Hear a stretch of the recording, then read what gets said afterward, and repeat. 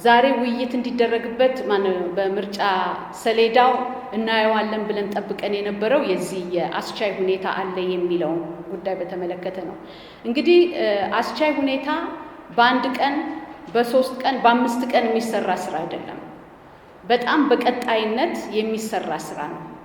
ለዚህም የመነሻ የሚሆነን ከክልል መንግስታትና ከጸጥታ አካላት የምናገኛቸው መረጃዎች መሰረቶቻችን ናቸው። ስለዚህ እነኚህን በምርጫ ክልል በምርጫ ጣቢያ አደራጅተን ከሚመለከታቸው ባለድርሻ አካላት ጋራ የምንወያይበትን ፕሮግራም አሁን ዳታ እየሰበሰብን መረጃ እየሰበሰብን በአብዛኛው ተቀብለናል።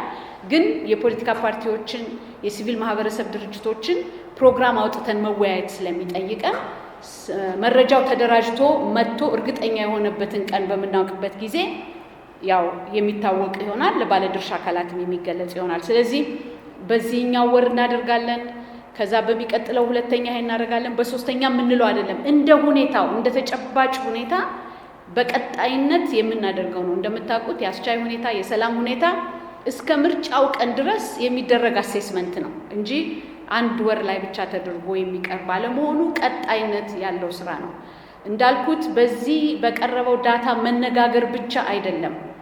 ከዳታው በኋላ መሬት ላይ ወርዶ ቲም አቋቁሞ ሞኒተሪንግ ቲም አቋቁሞ የቦርዱ ተወካዮች፣ የፖለቲካ ፓርቲ ተወካዮች፣ የሲቪል ማህበረሰብ ድርጅቶች ተወካዮች ባሉበት እነኚህ ችግር አለባቸው በሚባሉበትም ቦታዎች እየተዘዋወሩ አስቻይ ሁኔታ አለመኖሩን በጋራ ነው አሴስ የሚደረገው። ምርጫ ቦርድ ብቻውን የሚሰራው አይደለም፣ የክልል መንግስታት ብቻቸውን የሚሰሩት አይደለም፣ ወይም የጸጥታ አካላት ብቻቸውን የሚሰሩት አይደለም። ሁሉም ባለድርሻ አካል ባለበት በግልጽ በዚህ ቦታ ላይ ማድረግ እንችላለን፣ በዚህ ቦታ ላይ ማድረግ አንችልም። ያው ስምምነት በቢጫና በቀይ ያሉበት ላይ ማለት ነው። በአረንጓዴውም ላይ ችግር አለ ከተባለ ያንኑ ተመሳሳይ ውይይትና መሬት ላይ ወርዶ ያለውን ነገር የመገምገምና የመስራት ስራ መከናወን አለበት። ስለዚህ ይሄንን በቀን ሊሚት አድርገን ስለማናስቀምጠው በዚህ ምክንያትና ለመጀመሪያ ጊዜ ደግሞ ከሚመለከታቸው ባለድርሻ አካላት ጋር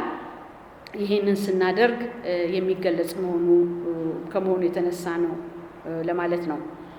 ከዚሁ ጋራ ስለ አስቻይ ሁኔታ 6ኛው ሀገራዊ ምርጫ እንደሚታወቀው ለምሳሌ በቤንሻንጉል አልተካሄደም ነበረ በ2013 እና መጨረሻ ላይ አስቻይ ሁኔታ አለ ተብሎ የተካሄደው ሰኔ 2016 ነው። ስለዚህ አስቻይ ሁኔታ እስከሌለ ድረስ ምርጫ ማድረግ አይቻልም። ይሄ ምንም የሚያጠራጥርም ጥያቄም የሚፈጥር ነገር አይደለም።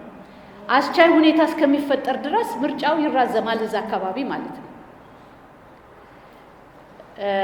ስለዚህ አስቻይ ሁኔታ በሌለበት የሚኖረው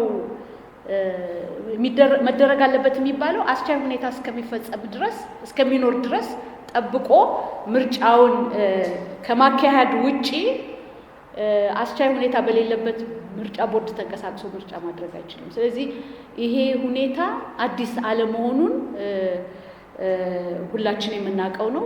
እንደተጠቀሰው በቤንሻንጉል ጉሙዝ ለ3 ዓመት ቆይቶ ምርጫ ተደርጓል። ያም በሌሎቹ አሁን በ7ኛው ሀገራዊ ምርጫ አስቻይ ሁኔታ በሌለበት ቦታ ላይ ምርጫ እናረግም፣ ምርጫ አይደረግም። አስቻይ ሁኔታ በሚፈጠርበት ጊዜ ምርጫ ይደረጋል። ይሄ ደግሞ እንደተባለው እስከ ምርጫ ቀን ድረስ የምናየው ነው። እስከ ምርጫ ቀን ድረስ ማለት ነው። ለምሳሌ በቤንሻንጉል ምርጫ ዕቃ ስርጭት እስከ ምርጫ ክልል የተደረገበት ነበረ። ነገር ግን ያ ከደረሰ በኋላ አስቻይ ሁኔታ ስላልነበረ ምርጫ ክልል ላይ እንዲቆሙና እንዲቀመጡ ተደርገዋል። ስለዚህ በዚህ ደረጃ ነው። የመራጮች ምዝገባ ተደርጎ ነበረ ቤንሻንጉል።